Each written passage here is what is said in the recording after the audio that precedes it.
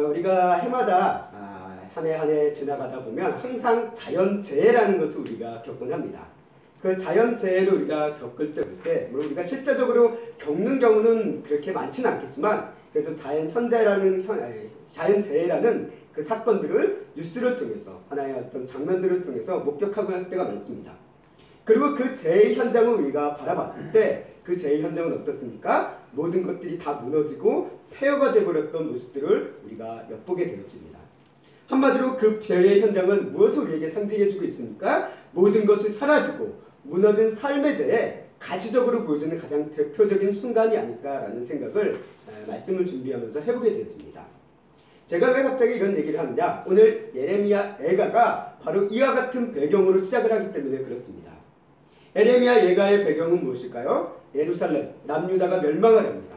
그리고 남유다가 멸망을 하면서 예루살렘 성이 회파가 되어지고 그 가운데서 이제 무엇이 일어나냐면 그 성 안에 있던 사람들의 비극들이 이루어지는 그 비참한 장면들을 바라보며 그것을 목격하고 그 슬픔에 대해서 탄식하고 눈물을 흘리면서 기록된 책이 바로 예레미야 예가다라고 우리는 이해하시면 됩니다.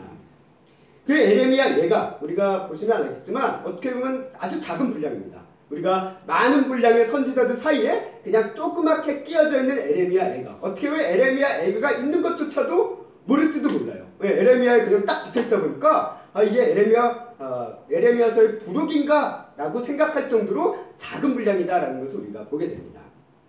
솔직히 저도 말씀을 전하고 또 말씀을 준비한 저도 이 예레미야 예가에 대해서 그 내용을 참 잘 기억이 안 났어요. 그 예레미야 예가라는 게 있다라는 건 알겠지만 거기서 도대체 무슨 얘기를 했지? 라는 생각이 선뜻 잘 떠오르진 않았습니다. 근데 오늘 이 말씀을 이렇게 준비하면서 예레미야 예가라는 게 단순히 예레미야서를 끝마치고 우리가 예레미야서 마지막을 보면 남유다의 멸망의 장면을 딱 기록하는 사건으로 끝을 맺습니다.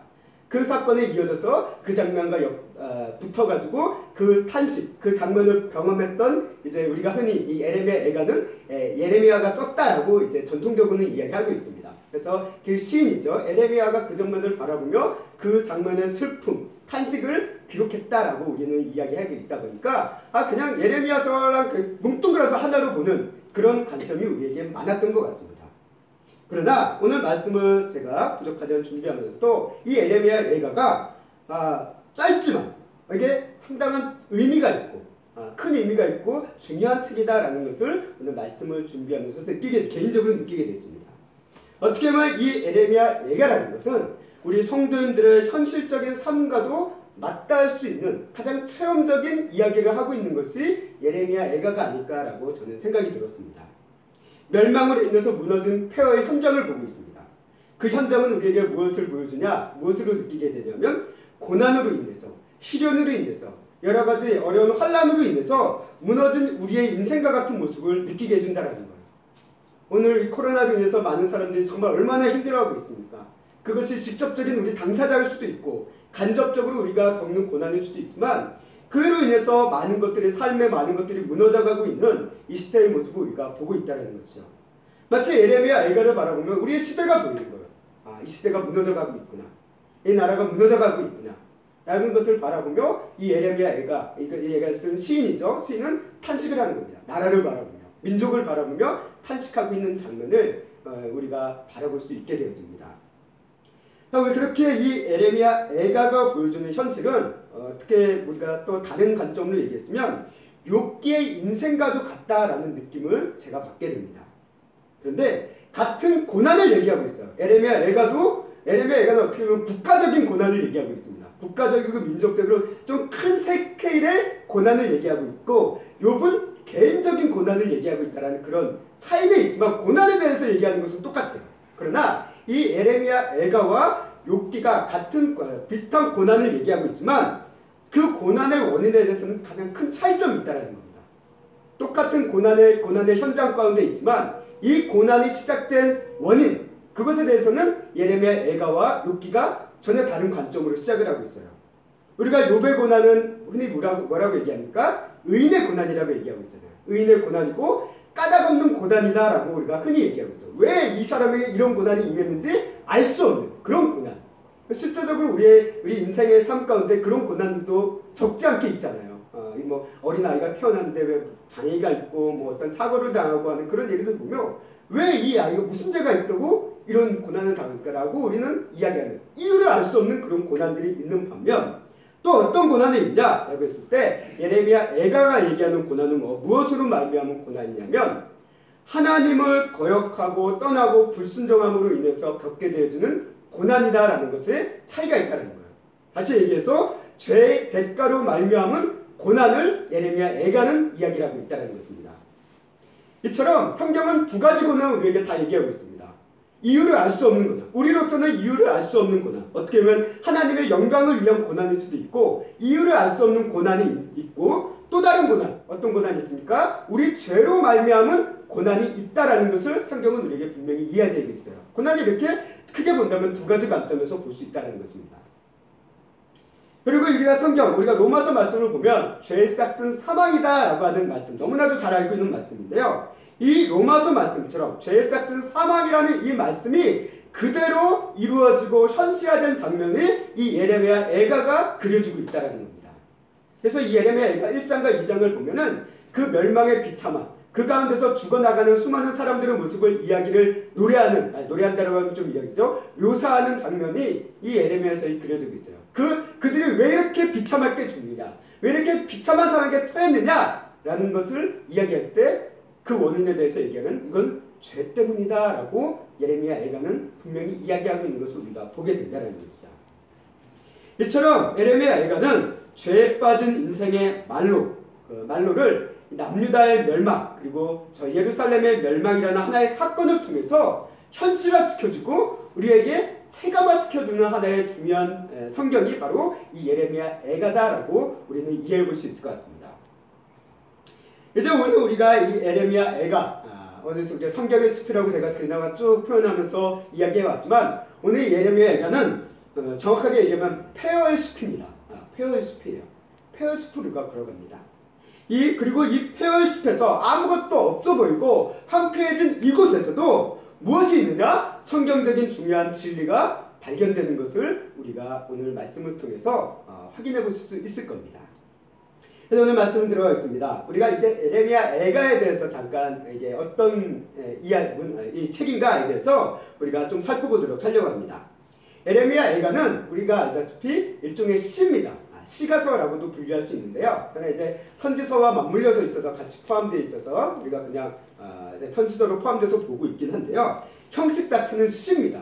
시로 되어 있는데 우리가 시라는 문학적인 특징을 알 수 있습니다. 시는 뭐 어떻습니까? 어떤 정형화된 특징이 있어요. 뭐 이제 몇 글자라고 이렇게 또 시라는 것이 그냥 산문체처럼 막 길진 않잖아요. 합축적이고 딱딱 문장이 잘라서 어느 정도의 길이로만 또 몇 행의 시로만 구성된다라는 이런 식의 어떤 문학적인 특징이 있는 것을 우리가 알고 있습니다. 그렇기 때문에 이것은 히브리 문학에서도 비슷해요. 히브리 문학에서도 비슷한데 시라는 우리가 시하면 가장 쉽게 떠올리는 것이 시편을 떠올릴 수 있습니다. 시편을 떠올릴 수 있는데 이 시편 가운데 성경에서 가장 긴 절 몇 장이죠? 시편 119장입니다. 네, 119편인데 119편은 몇 절로 이루어져 있을까요? 176절. 맞습니다. 176절로 이루어져 있습니다. 왜 176절일까요? 왜 176절이냐면 히브리 알파벳이 22글자예요. 22글자입니다. 22글자인데 그 22글자를 8번씩 반복해서 썼기 때문에 176절이에요. 176절. 이게 119편만 그렇게 쓰여진 게 아니라 성경 곳곳 시편을 보다 보면 히브리 성경을 통해서 쓰여진 22절로 기록된 성경들은 그런 관점에서 기록된 경우가 많이 있습니다. 히브리 알파벳을 시작점으로 해가지고 성경이 시작된 그런 시의 형태를 갖고 있는데요. 오늘 예레미야 애가도 마찬가지입니다. 예레미야 애가 우리가 성도님들은 관찰력이 좋으신 분은 예레미야 애가 1장서부터 5장을 쭉 읽어보시다 보면 하나의 중요한 것을 발견할 수 있는데 그것은 뭐냐면 3장을 제외하고는 전부 다 22절로 이루어져 있어요. 1장 22절, 2장 22절, 4장 22절, 5장 22절로 다 이루어져 있습니다. 그렇기 때문에 이 예레미야 애가도 히브리어 알파벳으로 각 문장을 각 행들을 시작하고 있다는 거예요. 그래서 22절로 이루어져 있습니다. 근데 우리가 솔직히 여기서 이제 신학자들이 이제 학자들이 이제 얘기하기는 뭐 5장 같은 경우에 약간 좀 변칙이 있다 그래요. 그래서 이제 5장은 약간 예외적인 측면으로 우리가 두고 있다라고 했는데 우리는 그런 언어학자는 아니니까 그것은 이제 넘어가고요. 그래서 솔직히 우리는 히브리어 잘 모르잖아요. 히브리어 잘 모릅니다. 모르기 때문에 그냥 그나마 영어라고 하면 ABCD라는 이게 우리가 인식을 해가지고 딱 볼 수 있겠지만 히브리어는 뭐 봐도 그 글자가 그 글자 같고 그냥 그림 같아요. 그러다 보니까 우리 솔직히 잘 구분이 안 되는데 그냥 우리가 그냥 이야기는 에레미야서는 히브리 알파벳으로 에레미야 애가서는 썼다. 그래서 22절이다 라고만 우리가 그냥 이해하시면 크게 무리가 없을 것 같습니다. 그래서 에레미야 애가는 3장을 제외하고는 전부 다 22절로 구성되어 있습니다. 근데 이 3장, 왜 3장은 22절이 아닐까? 라는 우리가 생각을 해볼 수 있죠. 3장은 몇 절로 이루어졌냐면 66절로 그려져 있어요. 66절. 왜 66절로 이루어졌을까요? 이게 시편 119편과 마찬가지 형태입니다. 시편 119편은 각 히브리 알파벳을 8번씩 반복했다고 한다면 3장, 에레미야의 3장은 히브리 알파벳을 3번 반복한 거예요. 3번 반복했습니다. 그래서 66절입니다. 그래서 우리가 히브리어를 몰라도 알 수 있는 거 하나가 뭐냐면 이 3장이 히브리어 알파벳의 22절을 3번이나 반복한 이유를 봤을 때 우리가 간단하게 추측할 수 있는 게 있어요. 그건 뭐냐면 뭔가 좀 많이 쓰여졌다라고 한다면 이게 뭔가 좀 중요한 게 있다라는 거예요. 중요한 게 있다. 우리 사람이 그렇잖아요. 우리 보통 사람들이 중요한 것을 말했다면서 어떻습니까? 강조를 많이 해요. 반복을 많이 해요. 그리고 말을 많이 합니다. 막 덧붙여가지고. 왜 이게 중요하니까. 히브리어 오늘 성경도 마찬가지예요. 왜 히브리어 3장, 이 에레미야 애가 3장이 이렇게 다른 1장, 2장, 4장, 5장보다 더 많은 분량이 기록되어 있냐라고 했을 때 중요하기 때문에 그렇습니다. 중요하기 때문에. 에레미야 애가의 핵심은 어디 있냐면요. 3장에 있습니다. 3장에 있어요. 그래서 이 에레미야서의 애가를 문장의 어떤 구조적인 측면으로 봤을 때는 이 에레미야 3장을 중심으로 대칭적인 구조로 되어 있어요. 그래서 1장과 2장을 통해서 3장을 향해 올라가는 형태, 그리고 3장에서부터 4장과 5장으로 다시 내려오는 형태, 한마디로 산을 올라갔다 내려가는 느낌의 형태가 이 에레미야 애가를 구성하고 있는 구조적인 특징입니다. 그래서 1장과 2장에 뭘 얘기하고 있냐면 나라의 멸망을 얘기하고 있고 그 참혹한 현실을 바라보면서 이제 올라가는 고통 가운데 지금 올라가는 그 고통이 점점 승화가 되고 있는 계속 막 쌓이는 거예요. 쌓여서 이제 3장까지 옵니다. 3장에 와서 비로소 이 정상에 도착했을 때 뭘 보게 되냐면 성경의 하나의 진리를 발견해요. 폐허 속에서 발견합니다. 그리고 그 발견된 진리를 붙잡고 다시 폐허의 삶의 현장 속으로 다시 내려오는 게 4장과 5장의 장면이라는 거예요. 그게 이 예레미야서의 가장 큰 하나의 흐름이다라고 우리가 이해하시면 됩니다. 그렇기 때문에 이 에레미야 애가의 이야기는 욥의 고난만큼 비참합니다. 매우 비참해요. 국가적인 멸망이기 때문에 스케일은 더 커요. 스케일은 더 큽니다. 그래서 우리가 에레미야 2장 말씀을 보면은 우리 부모가 자녀를 잡아먹고 하는 이런 얘기도 적혀 있고 그래요. 그만큼 끔찍한 현상들이 기록되어 있는 것을 우리가 보게 됩니다. 이렇게 에레미야 애가가 시작되는데 우리가 한 가지 에레미야 애가서를 읽다 보면 에레미야 애가 가운데 나라고 얘기하는 1인칭이 있어요. 한마디로 화자죠. 화자. 이야기를 하는 화자가 있는데 이 나가 누군가라는 것을 이해하는 게 좀 중요합니다. 그래야지 우리가 에레미야 애가를 이해하는데 좀 큰 수월해질 수 있어요. 이 나가 도대체 누굴까? 하나님을 말하시는 걸까? 아니면 이 에레미야 애가를 쓴 시인을 얘기하는 걸까? 라고 우리가 여러 가지 혼돈이 올 수 있는데 제 개인적으로 이 말씀을 묵상하면서 이해하기로는 이거를 하나님이 얘기하시는 것도 좀 아닌 것 같아요. 문학생으로 보다 보면 그러면 안 맞는 부분이 있거든요. 그럼 시인 개인이, 에레미야 개인이 얘기하는 부분도 약간 좀 부족한 부분이 있어요. 라고 했을 때 저는 이 부분, 여기서 얘기하는 나라는 존재가 누구냐라고 했을 때 저는 이렇게 느껴졌습니다. 하나님의 민족과 나라라는 이스라엘, 여기서 이제 남유다로 압축이 되어지긴 하지만 크게 본다면 이스라엘이라는 이 나라가 의인이 되는 거예요. 이스라엘 이 나라가 자신의 내부를 보는 겁니다. 남유다를 보고 그 안에 백성들을 보는 겁니다. 그래서 그 폐허의 현실을 바라보면서 탄식하고 있다라는 그런 식으로 묘사된 것이 예레미야 애가라고 이해하시면서 이 말씀을 읽으시면 제가 느끼기엔 가장 매끄럽게 이해하실 수 있는 것 같습니다. 그래서 이 성경의 본문을 이해할 때 이 나가 다른 누구도 아닌 하나의 나라, 이스라엘이라는 민족, 이 나라를 하나의 총칭하여서 하나의 의인화된 그 존재가 자신들의 지금 상황을 바라보고 있다라고 우리가 보시면서 이해하시면 예레미야 애가를 좀 더 수월하게 이해하실 수 있을 것 같습니다. 이제 예레미야 애가가 이제 이 내용을 하나하나씩 보면요, 우리가 1인칭의 이 이스라엘이 이 나라가 1장 2장을 통해 탄식을 하기 시작해요. 네, 자신의 나라의 모습을 봅니다. 그 전까지는 하나님의 영광을 받았던 영광 가운데 있던 이 나라가 이제는 그 영광을 잃어버리고 치욕과 멸망에 처하고, 그리고 자신 안에 있던 자신으로부터 나온 그 민족들, 자녀들이죠. 그래서 딸이라고도 표현하고 있고 아들이라고 표현하고 있는 그런 것들이 고난당하고 있는 이 현실을 바라보며 한탄하고 있는 것이 1장에 기록하고 있다는 거. 이 비참한 현실. 그래서 예레미야가 1장 20절 말씀 우리 함께 읽어보도록 하겠습니다. 시작. 여호와여, 나의 애를 다 태우고 나의 마음이 상하오니 나의 반역이 심히 크니이다. 집 안에서는 죽음 같은 것이 있나이다. 아멘. 이게 이스라엘이라는 이 나라가 자신의 상황을 보니까, 안을 보니까, 내부를 보니까 어떻습니까? 환란하다는 거예요. 내가 애가 다 타고 있고 마음이 상하고 있는 상태라는 거예요.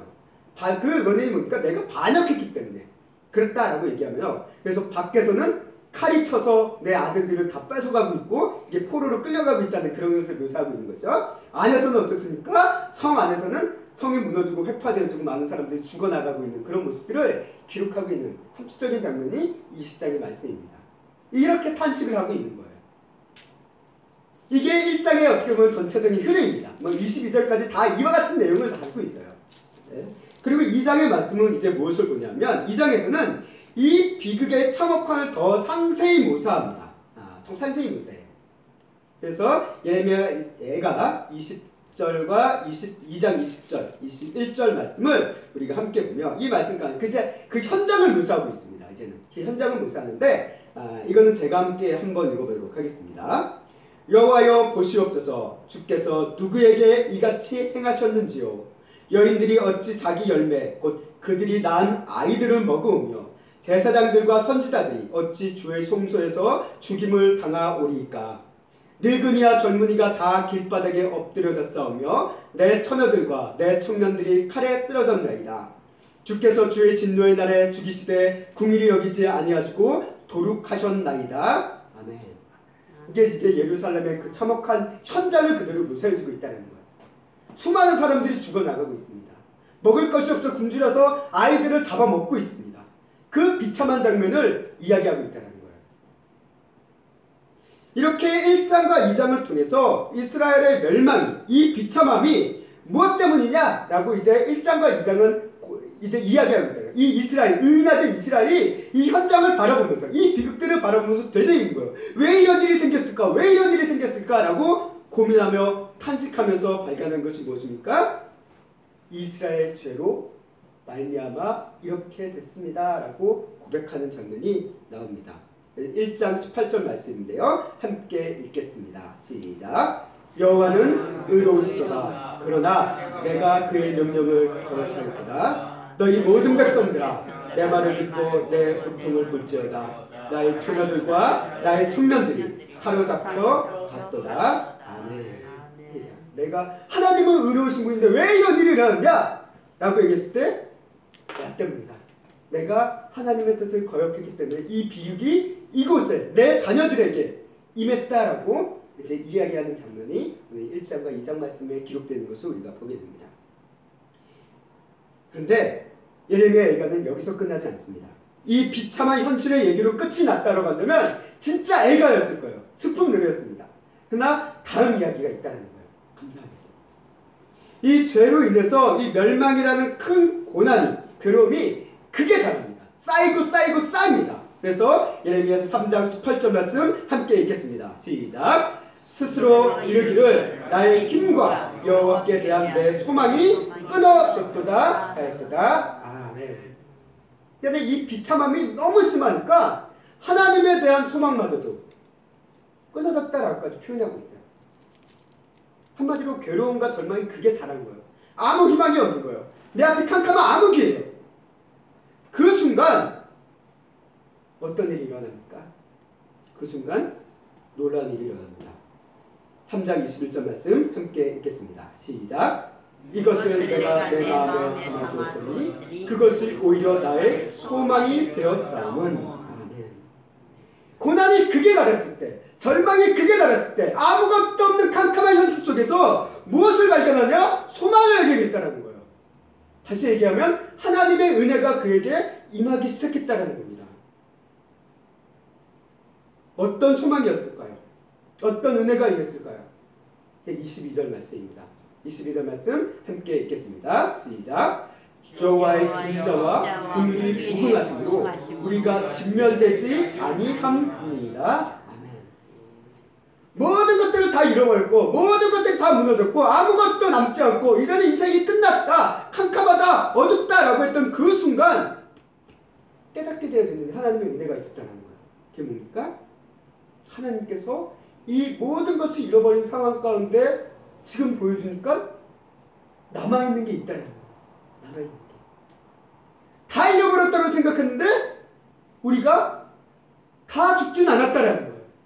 남아있었다는 거예요. 하나님의 화가 그렇게 무섭고 엄청났다라고 한다면 다 죽고 이 땅에서 멸절돼도 아무 할 말이 없는데 그럼에도 불구하고 하나님께서는 우리를 남겨주셨다는 거예요. 거기서 소망을 발견했다는 거예요. 거기서 소망을. 하나님의 은혜를 깨달음으로 인해서 하나님의 은혜를 주심으로 인해서 그 소망을 발견하게 되었다는 것입니다.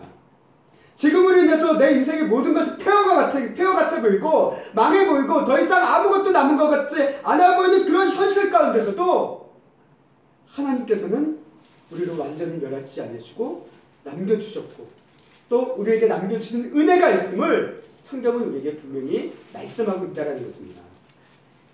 우리가 이와 같은 장면을 하나 볼 수 있습니다. 그건 언제냐면 엘리야가 시내산 아래로 도망쳤을 때 갈멜살 사건 이후 이제 아합왕과 그 왕비의 이제 추적으로 인해서 위협으로 인해서 도망가잖아요. 시내산으로 도망을 갑니다. 그 시내산 아래로 도망가서 이 엘리야가 뭐라고 얘기합니까? 이 세상에 나밖에 안 남았습니다. 믿음의 사람은 나밖에 안 남았습니다. 라고 한탄하며 절망할 때 하나님께서 뭐라고 얘기했습니까? 엘리야에게 말했습니다. 내가 바알에게 무릎 꿇지 아니한 7,000명을 남겨두었다라고 얘기했습니다. 우리 인생이 그런 것 같습니다. 나밖에 없는 것 같아요. 나만 남은 것 같아요. 그러나 하나님의 은혜 가운데는 하나님께서 분명 우리에게 남겨주신 게 있다는 거예요. 내가 다 잃어버린 것 같지만 그 잃어버린 가운데서 하나님께 남겨주신 귀중한 은혜가 우리의 인생 가운데 분명히 있다는 것을 이 예레미야 예언은 우리에게 보여주고 있다는 것입니다. 그렇습니다. 우리 그리스도인은 결코 혼자가 아닙니다. 물론 우리가 때때로 우리의 감정은 세상에 나만 남은 것 같은 생각과 그런 느낌 속에 빠지게 할 때가 많아요. 그러나 하나님께서 오늘 우리에게 말씀하십니다. 너 외에도 믿음의 사람은 있다. 너는 혼자가 아니다라고 우리에게 분명하게 말씀하고 있습니다. 아멘. 우리는 우리 설교를 듣다 보면 우리 목사님들의 설교를 듣다 보면 이런 말을 자주 듣습니다. 어떤 말이냐면 고난은 축복이다라는 얘기 우리가 많이 들어보셨을 거예요. 고난이 왜 축복입니까? 고난은 고난이에요. 만약 고난을 겪는 사람 앞에서 고난은 축복입니다 라고 얘기한다면 당장 뺨 두들겨 맞아도 할 말이 없을 거예요. 그러면 고난이 축복이다 라는 이 말이 헛소리일까요? 그렇진 않습니다. 단지 중요한 전제 조건이 있어요. 조건이 있다는 거예요. 고난이 축복이 되기 위해서는 중요한 조건이 있다는 거예요. 이게 없으면 우리에게 고난은 그저 고난일 수밖에 없다는 겁니다. 그럼 뭐가 필요할까요? 무엇이 필요할까요? 하나님의 은혜가 필요합니다. 여기 하나님의 은혜가 없으면 우리는 하나님의 은혜가 임하고 그리고 그 안에서 소망을 깨닫게 되었을 때 비로소 우리는 그 고난을 축복으로 바라볼 수 있게 되지만 하나님의 은혜가 없으면 우리에게 고난은 여전히 고난일 수밖에 없다는 거예요. 욥도 마찬가지입니다. 욥이 그 고난과 절망의 감정 가운데 빠져나오는 순간이 언제입니까? 하나님의 은혜를 깨닫게 되었을 때입니다. 하나님을 만나고 하나님을 깨닫게 되었을 때 비로소 그 고난을 벗어나서 하나님을 찬양하고 감사하는 모습으로 바뀌는 것을 우리가 보게 됩니다. 우리가 3장 18절까지 말씀은 멸망과 비극과 죄책감에 빠진 고난의 인생을 우리에게 그대로 보여주고 있는 거예요. 험난한 인생, 모든 것이 잉해고 모든 것이 망했고 내 인생 자체가 그냥 표와 같이 되어졌다라고 얘기하는 우리 인생 그 자체를 보여주고 있습니다. 근데 이 22절을 통해서 하나님께서 그런 인생에 은혜를 깨닫게 해주는 순간, 은혜를 부어주시는 순간 이 이스라엘이 고난을 바라보는 삶의 태도가 바뀌기 시작한다는 거예요. 이 3장 18절까지는 계속 괴롭고 슬프고 절망스럽다, 아프다, 탄식한다 라는 얘기밖에 없지만 22절 말씀이 지난 이후부터 이 말씀이 달라지기 시작합니다. 그 결과 무슨 일이 일어날까요? 첫 번째로 회개의 길로 나갑니다.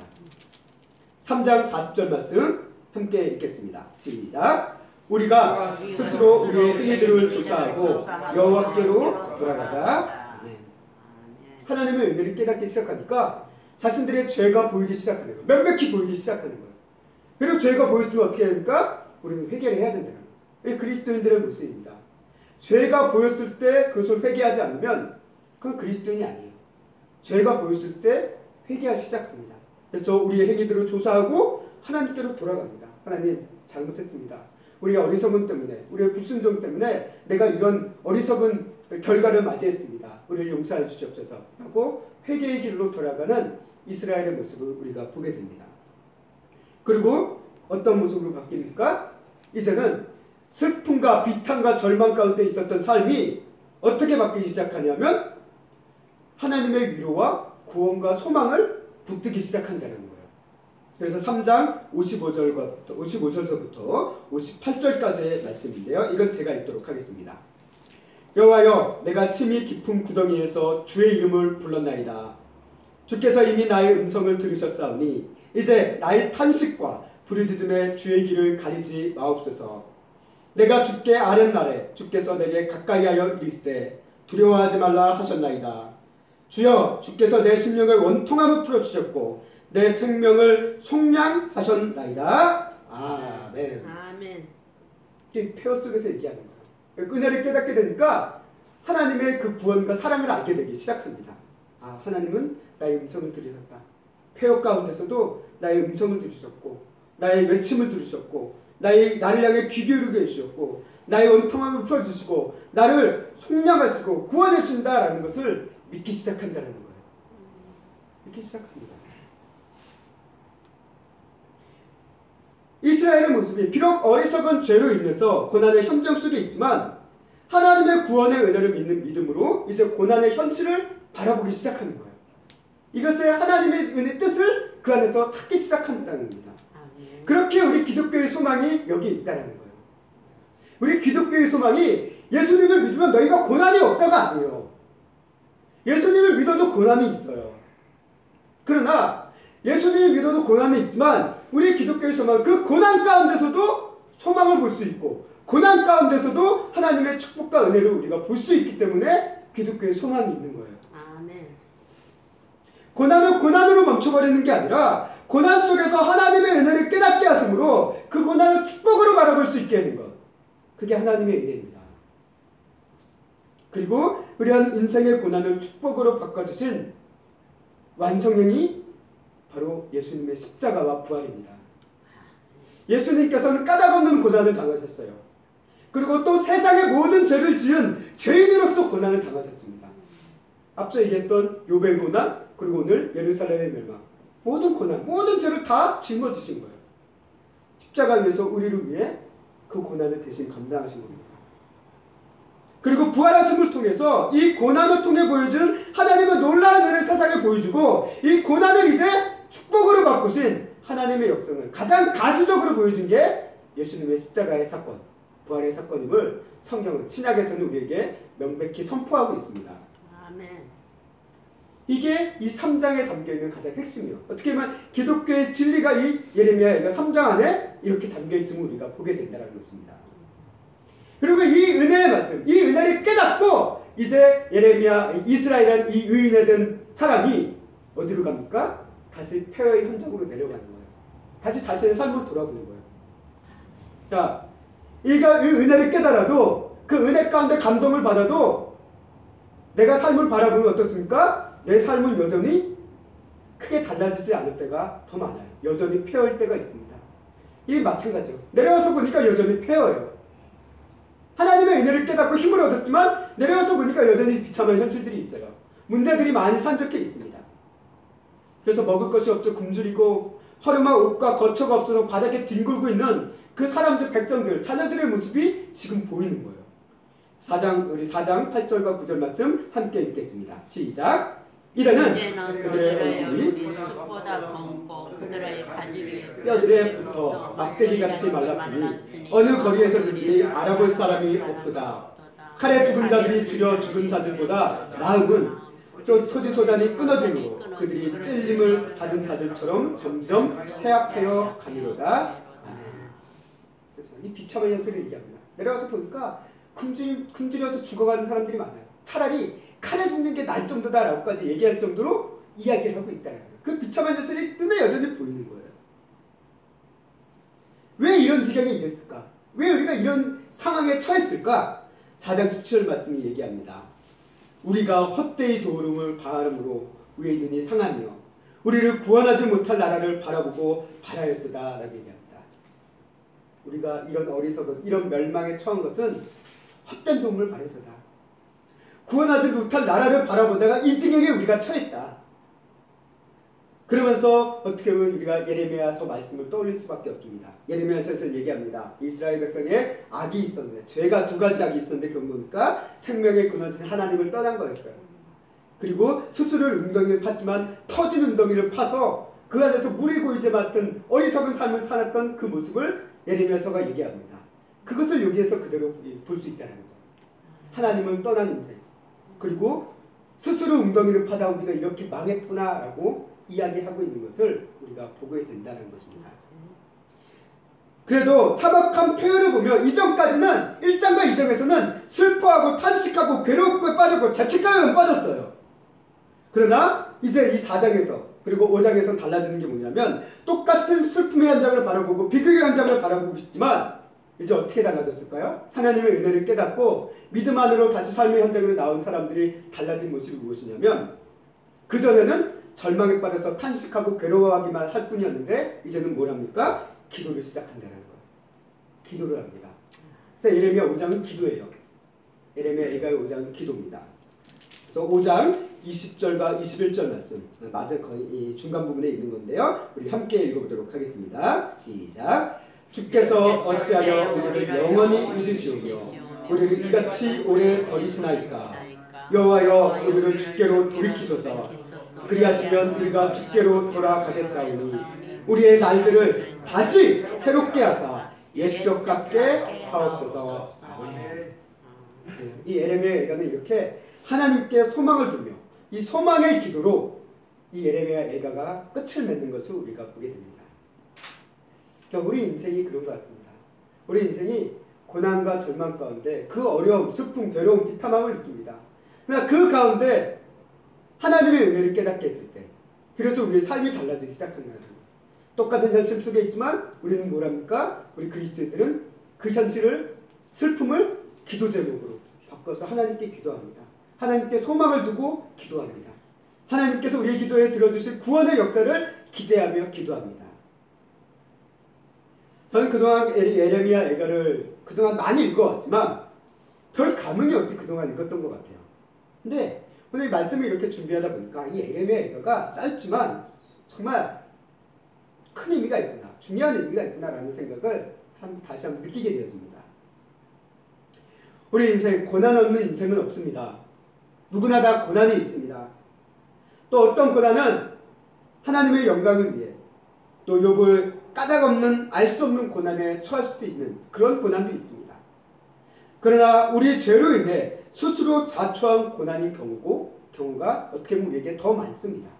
그래서 야고보서 1장 14절 15절 말씀이 이렇게 얘기합니다. 우리 함께 읽어보도록 하겠습니다. 시작. 어제 각 사람이 시험을 받는 것은 자기 욕심에 끌려 유혹되니 욕심이 잉태한 즉 죄를 낳고 죄가 장성한 즉 사망을 낳느니라. 아멘. 우리는 이렇게 스스로의 죄 때문에 스스로의 욕심 때문에 스스로 죄의 길을 가다 망해버리고 우리 인생이 망해버리고 폐허가 돼버리는 그런 험난한 인생을 걸을 때가 있다라는 것입니다. 우리에게 고난이 없진 않아요. 그러나 우리에게 중요한 건 뭡니까? 고난 이후의 모습이 우리에게 어떻게 보면 더 중요합니다. 고난 없는 인생을 살기 위해 힘쓰는 것은 의미가 없어요. 왜? 예수님께서 분명히 얘기하셨잖아요. 예수님 자신을 믿으면 너희는 고난을 받을 수밖에 없다라고 얘기하셨습니다. 그렇기 때문에 고난 이후에 우리는 어떻게 살아가야 되느냐?